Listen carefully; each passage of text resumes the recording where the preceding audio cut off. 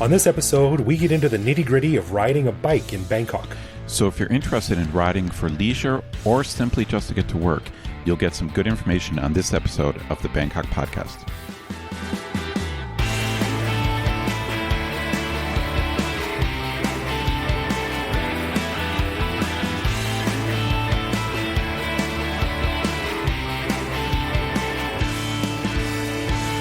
Sawadee krap and welcome to the Bangkok Podcast. My name is Greg Jorgensen, a Canadian who came into Thailand on a secret spy mission in 2001 and has not finished the objective on purpose because I like it here. That's very nice of you. And I'm Ed Knuth, an American who came to Thailand 17 years ago who likes the bum gun way more than he thought he would. All right, I'll just leave that one alone. Well, before we start, a huge thanks to all of our patrons who support the show, as well as those who leave reviews on Facebook, iTunes, and elsewhere. And speaking of that, I wanted to read a quick review by one of our listeners named BJ Call, who lives in China. And BJ said this: really enjoy your podcast, guys. Only been to Thailand as a slow travel tourist, but always looking for an excuse to go back. Since we have a small family now, it would be cool to hear more on buying a home and a bit about starting a business as a foreigner with or without a Thai spouse. Also, it might be fun to hear about Thai humor, jokes, stories, etc. Thanks for always sharing great stuff each and every show. So, great. Thanks, BJ. That's awesome. Thanks for writing in. And to your points, we actually do have an upcoming show on someone who started a business here in Thailand. And your idea about Thai humor and jokes is a great one, so we will definitely be looking into that as well. So there you go, listeners. If you have a suggestion, just send it on in, and we will definitely give it some consideration. Of course, one of the cool things our patrons get is a weekly uncensored bonus episode where we talk about all kinds of stuff. We just finished recording this week's bonus show, and we chatted about the biggest news in Thailand, the recent rescue of the boys trapped in the cave up north, and how it's a great example of how you really need to be prepared when you head out into nature in Thailand. Because when things go wrong, they can go wrong in a big way. Yeah, we also told some stories about how each of us very came out not so hot in the man versus nature struggle when we first got to Thailand. So yeah, you really need to watch yourself. No doubt. So on this episode, we're going to talk about the issues involved with riding a bicycle in Bangkok. And we thought this would be timely because, as you may or may not know, the BTS had a complete meltdown a few weeks ago where it stranded half the city for most of the week on the daily rush hours. And as this was going on, I started to hear a lot more chatter about commuting to work by bicycle instead of relying on the train. Well, let me ask you this. Did they ever figure out exactly why the BTS got stuck? I think it was a problem with the signaling system for some reason. Like some signal was interfering with the train signal. And I heard that it was because they swapped out the more expensive Siemens signal generators with cheaper Chinese-made stuff. But I don't know if that's true or not. I have no idea. I got to say this. It's pretty rare for the BTS to go down. I agree, yeah. And while a lot of people were rightfully pissed off about that, I think the BTS is great. It's got like a 99.8% uptime. So, I mean, going offline for a whole week this is a bit much, but it was still sort of running, and people worked really hard to get it back as soon as possible. So, yeah, it sucked, but it could have been worse. And it could True still that, be worse. but it's still a big inconvenience, no doubt about that. Yeah. But in my office, I was hearing a lot about people were talking on the internal chat messages. And a few people sent me a couple of messages because I have written blogs about biking in Bangkok before. So they asked me, what are the positives, what are the negatives and stuff like that. So, yeah, we thought we would talk a little bit about it. Our listeners might not know that Greg is a long-time biker in Thailand. Even though I've been here, 18 years, I think I've ridden a bike exactly 3 times. And every time I've ridden a bike has been in the presence of Greg, usually leading us on some adventure, 20-kilometer, 30, 40-kilometer adventure in and out of Bangkok. So Greg is essentially my biking mentor. So he's well, he's the Yoda figure here, and I'll just be the acolyte. Cool. Finally, I've reached Yoda status. Well, yeah, I have been biking in Bangkok for about 12 years now. And full disclosure, since I had a kid, I do not get out as much as I used to, and I am, my stamina and my fitness level for biking has dropped way down. But I still like to get out sometime. But you still have years. You still have years of experience. You have knowledge, even if you don't have the fitness that you used to have. I guess so. I've got knowledge, and I pair that quite well with my belly, so it all works out. But the biggest thing that I want to dispel here is that when people hear biking in Bangkok or riding a bicycle in Bangkok, a lot of times the first thing they think of is someone on a bicycle flying down Rama 4 or Sukhumvit or Silom or something like that. And if you have any sense, that is the last resort, because the best way to bike in Bangkok is to use the billions of miles of back roads and sois and klong pathways that sort of connect the entire city together off and away from the main streets. So no doubt, when you hear biking in Bangkok, like, for the most part, I would say for people who do it as a leisure activity, you're not riding on the big streets. Yeah, agreed. I think we need to separate out. There is a bike racing community in Thailand. Like there's people who race bikes, and so you periodically see these hardcore bikers who are biking 50, 60 kilometers a day. That's really not what we're talking about. So we're not talking about like pro or semi-pro biking. We're talking about either biking possibly as a commute or biking leisurely, possibly for exercise, is what we're talking about. Right. And there's people who go out, and I know of some of them that spend 300, 400,000 baht on a carbon fiber space age bike frame that weighs as much as my shoelace. And they go out to the airport, because the Suvarnabhumi airport, I'm not sure if you know, but has a really nice actually, 23 kilometer bike lane around it. And these guys get out there on their super bikes and just fly. So that's great for them, but that's not the type of biking I do. And I love Bangkok, and I love exploring Bangkok. And I think one of the best ways to do that is on a bicycle, because you really get to know the back sois and dark corners of the city that way. Yeah, and essentially you're talking about taking your time biking. You're not biking for time or anything like that. It's relatively leisurely, but some of the rides you've been on have been quite long. I mean, I've gone on some long rides with you, 30, 40, 50K sometimes. Yeah. The longest ride I've ever done personally was 99.5 kilometers. And the guys I was with were like, come on, half a kilometer more. Yeah, we dude, can hit 100. You couldn't do another half kilometer? No, I couldn't. No, it was ridiculous. It nearly killed me. But we rode down to Ampawa, actually, which was really nice. But and it's kind of a constant struggle here, because there's a lot of people who have really taken to biking in Bangkok. There's a community that has grown and is growing quickly, and they really want to ride their bicycles, but it's also sort of that slamming up against a lot of things like the infrastructure, the weather, the government policies that make it really difficult to do easily. So it's sort of this constant back and forth. Well, how does the government make it hard to bike? Well, for instance, years ago, it was, the government was coming out with a big push to make Bangkok a bikeable city, and everyone bike and do this, and they were doing promotions, and they had those very famous bike for dad and bike for mom things, right, where there was in honor of the king and the former king and the queen. Right. So there was a lot of talk about that, and then there was a big to-do about the bike trails that they put around the Ratanakosin Island, like the old city area that were blocked off so tuk-tuks couldn't park there and stuff like that. And that was sort of a make work thing, and a take pictures of me and put them on the front page of the newspaper thing, because those trails are in extreme disrepair now. They're covered in carts and tuk-tuks and motorcycles and stuff. Oh, really? Like that. Is that right? Yeah. And the big thing is you used to be able to take your bicycle on the SkyTrain, but now you can't. You can only do it for like between the hours of like 6:30 and 7:30 a.m.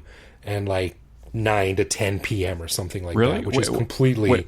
Wait. Let me get this straight. So you used to be able to bring your bike on the SkyTrain at any time, and now it's restricted? Anytime.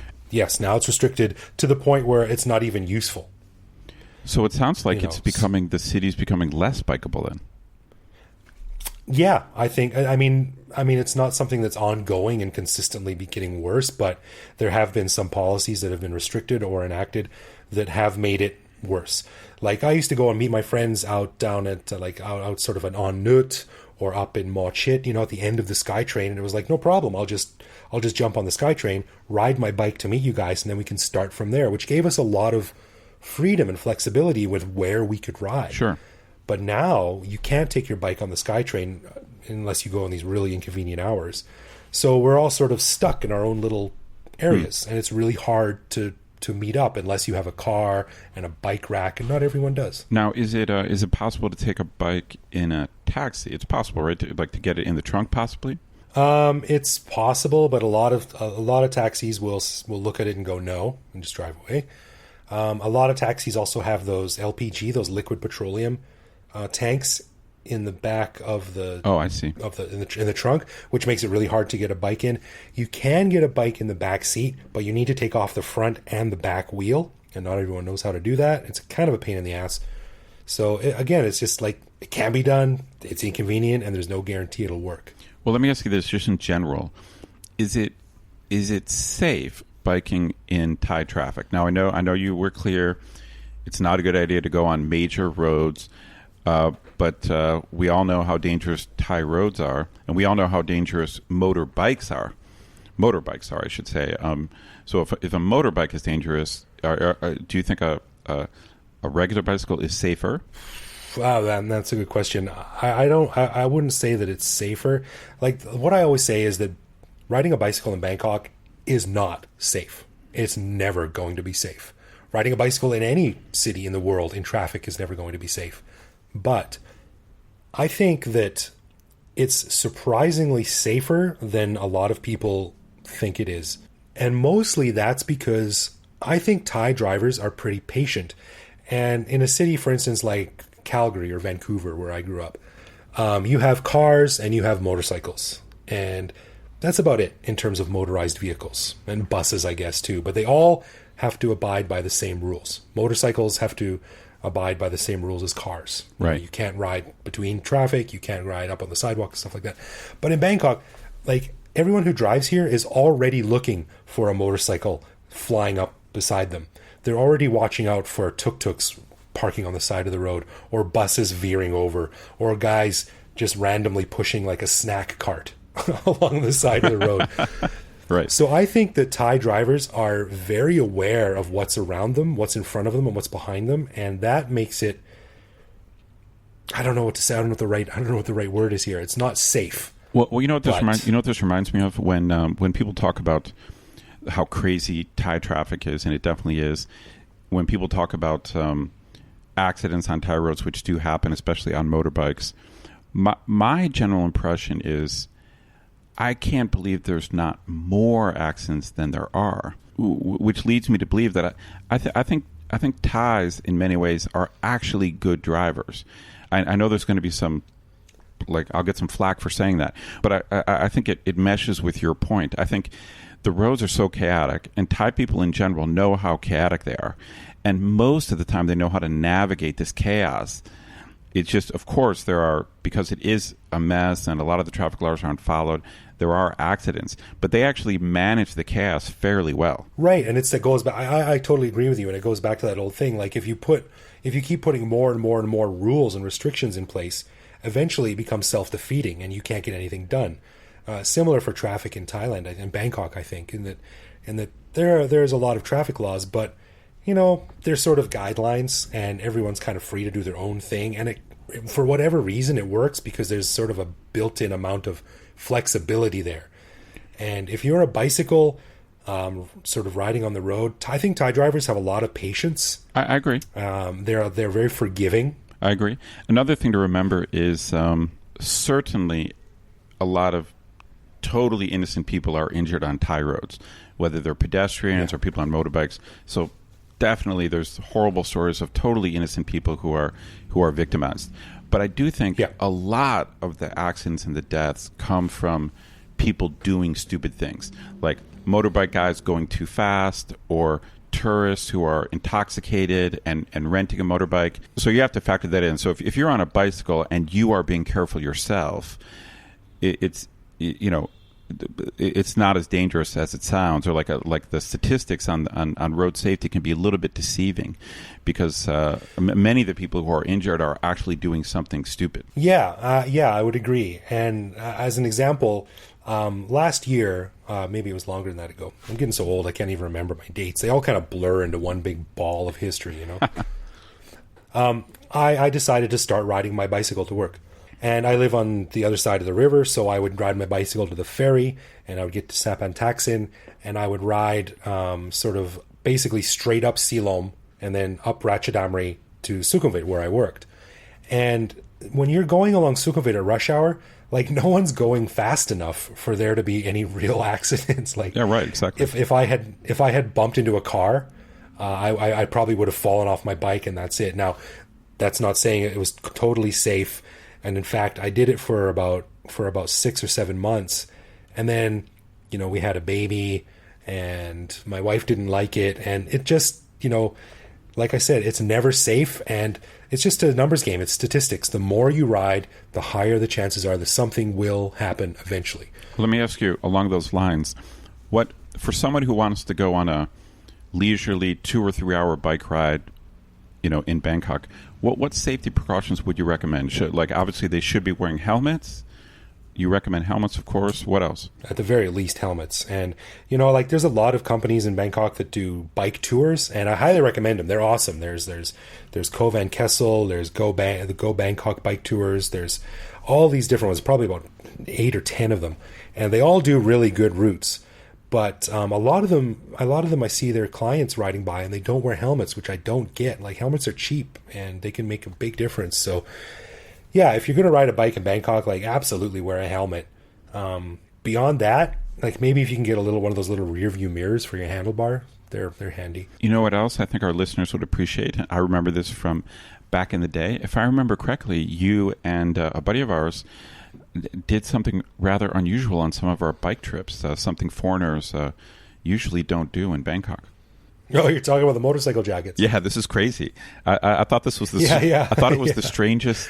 When I saw you guys do it the first time, I couldn't believe it. Basically, I show up on a bike ride with Greg, and him and a buddy of ours has a Thai motorbike guy vest on. Like, you know, everyone knows that motorbike guys wear a particular vest, usually with their region or their street on the vest. And so Greg and our buddy have their own vests. So what's up with that? How did you guys start doing that? Oh, that was his idea. He found a store in Prakanong that sold these orange motorcycle vests, and he started wearing them out. And then I thought it was such a good idea. I got one too. And man, I have never seen Thai people react so overwhelmed when they see two foreigners riding a bicycle with these motorcycle jackets. And it was just, oh my God, oh, bai nai tarai, you know, they're asking how much to go. And it was like, obviously no one thought we were really motorcycle drivers, but they thought it was the funniest thing they had ever seen. This is absolutely true. Real funny. I couldn't believe this because, you know, we went on these 2 or 3 hour bike rides, and those vests started more conversations with Thai people. Like, if you want to meet Thai people, or if you want to put them in a silly mood, just don a motorcycle vest, and Thai people Thai people think it's the funniest. It just killed. It killed. It was really funny. It'd be like, I can't even think of a Western equivalent. It'd be like riding a bicycle dressed as Santa Claus or something into a children's hospital or something. I can't even. Well, I think part of it had to do with it because motorbike guys, I think, are just Thai people consider them, I don't know, I guess like low status or something. And then they see a foreigner wearing a motorbike vest. I think that had something to do with the humor. Yeah, a foreigner being a motorcycle driver is such a ridiculous concept. Right, exactly. That was what their humor was. Like, it'd be like Warwick Davis, becoming a whole Harlem Globetrotter. Warwick Davis is a little person who played Wicket in Return of the Jedi. Sort of a very well-known actor. Anyway, yeah. So the way I see it, there are two reasons why you would want to ride in Bangkok, which we touched on earlier: to get somewhere, and to enjoy yourself and see Bangkok. Yeah, to explore. Yeah, it's a great way to explore Bangkok's backsoys and winding side streets. Bangkok really is incredibly complex when you get off the main streets. Yeah, it is. And the way we used to do it when we used to go out to see places is we used to say, oh, we want to go from A to B. So we want to go see this thing. And then we drew a straight line from A to B. And then we just, on Google Maps, we literally made a line. And we just started dragging that line. Like, oh, now we can go down this street. Then we go down this street. And then we took it right here. And right. down here. Oh, and this. And then we zoom in and turn on the satellite view. And it's like, oh, this Klong here, it looks like it has a little pathway running all the way down. And maybe we can ride on there. So we follow this street to there. And you just sort of slowly start building it up. And great way. We've made some really, really incredible rides where we've seen all kinds of stuff. It's a great way to see Bangkok. Absolutely great way to see Bangkok. Yeah. And the best thing about it is if you get a flat tire or you just get sick of it, you just flag down a tuk-tuk and be like, yo, here's 200 baht, take me home, throw my bike on the back, tie it up with a rope, and off we go. No doubt. That is Bangkok for sure. And the one other way, though, here's one of the reasons why I stopped riding to work, because I think, especially a lot of Westerners, riding your bike to work is it's environmentally friendly, it's health conscious, it's a really desirable way to get to work for a lot of foreigners. But Bangkok provides a little bit of a few obstacles that we don't normally have to deal with. The first one, of course, is that when you get to work, you're covered in sweat, and it's not very nice. So what I used to do is I used to just wear, like, I work in a jeans and t-shirt office. I'm very lucky. So I used to keep a fresh t-shirt in my backpack and then put on like a biking shirt. And when I got to work, I would just change out of my biking shirt, put on some deodorant, and then put on my work shirt. Kind of a quick change in the bathroom, basically. Exactly, yeah. No one ever complained about me stinking, so I guess it worked. We don't have showers at work, which would be really, really beneficial. It might change the calculus a little bit, but that worked. But the biggest setback for me, besides the fact that the more you ride, the more likely something will happen, is the rainy season. Because once sort of September or October rolls around, maybe even August, it often rains in the afternoon. So you get up in the morning and it's a beautiful day. You ride your bike to work. Everything's great. And then at 4 p.m., the clouds start rolling in.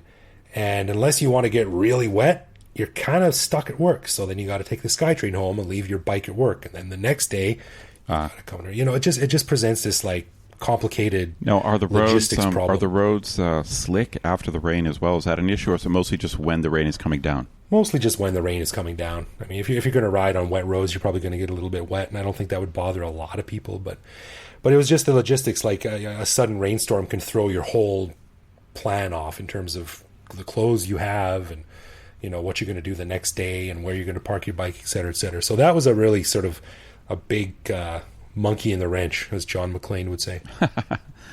But it's at least it's an option. You could always look at the forecast, or maybe just use it for when it's not the rainy season.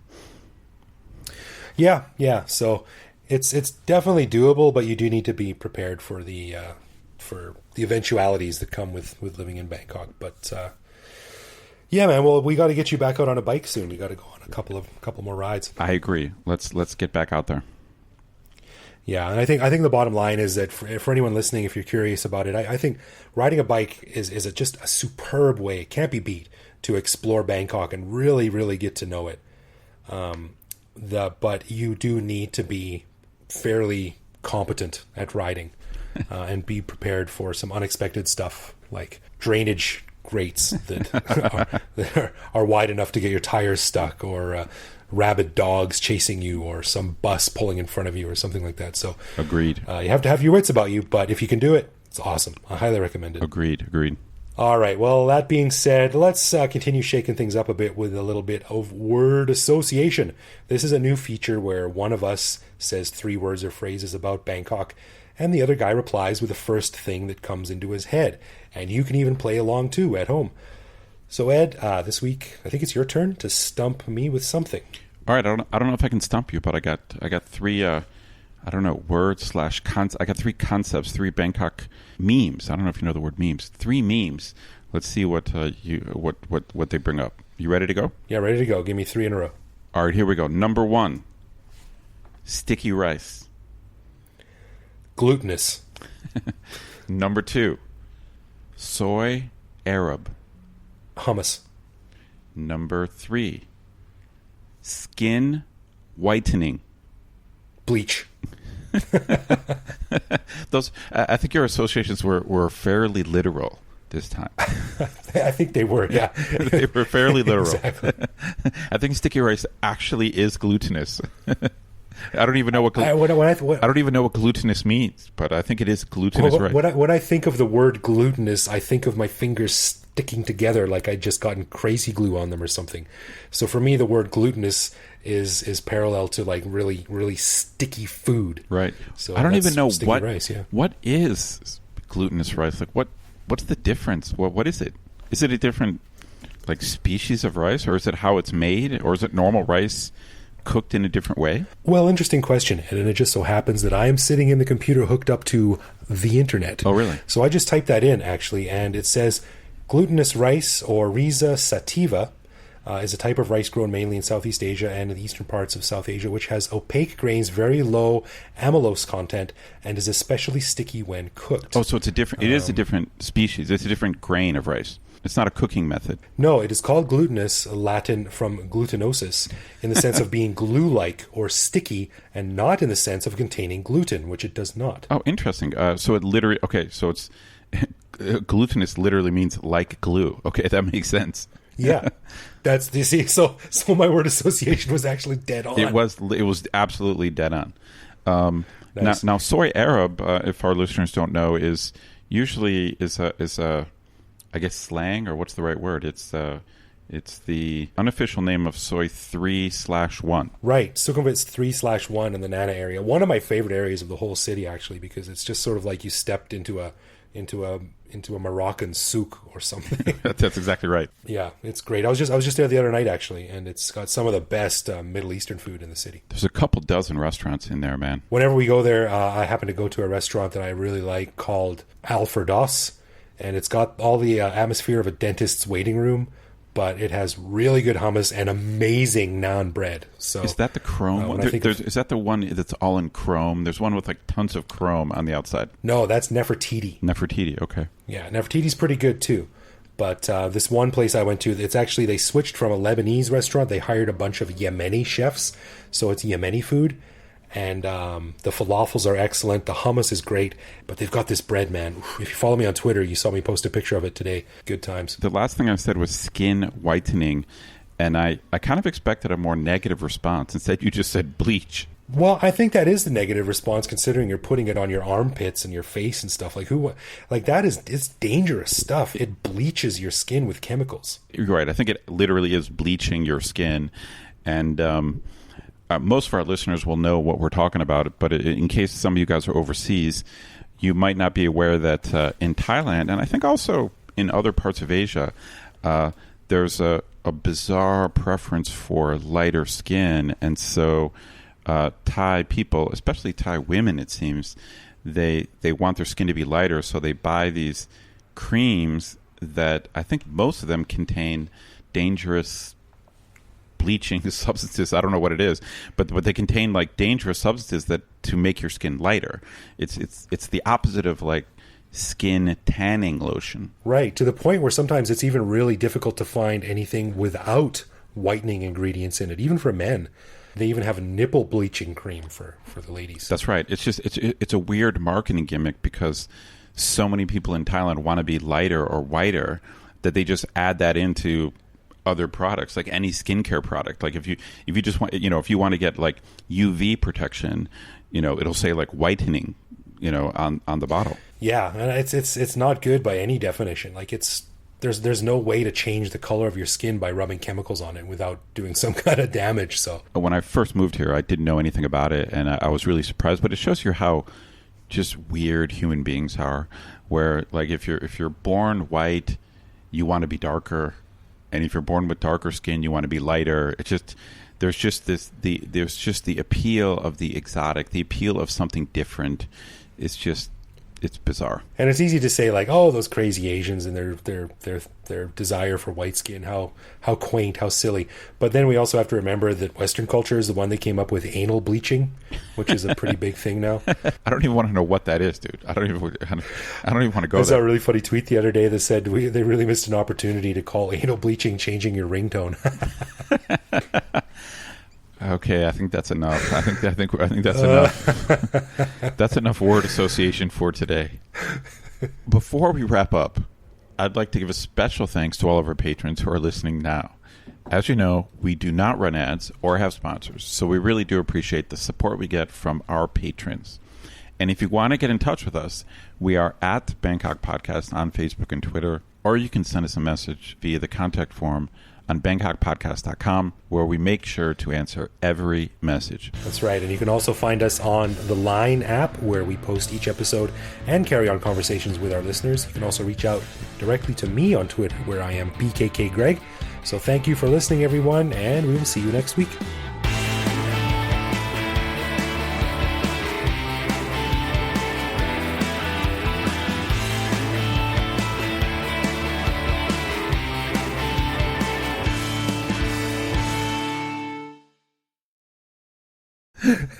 I'm literally afraid to say the word bicycle, that I'm going to screw it up. Jakarayan, Jakarayan, Jakarayan. Jakrian. Dude, if you say the wrong tone, who knows what you're saying? Yeah, you could be saying like octopus testicles. You could be saying like pubic hair. Like you don't know what you're saying. Why did we both go to the balls?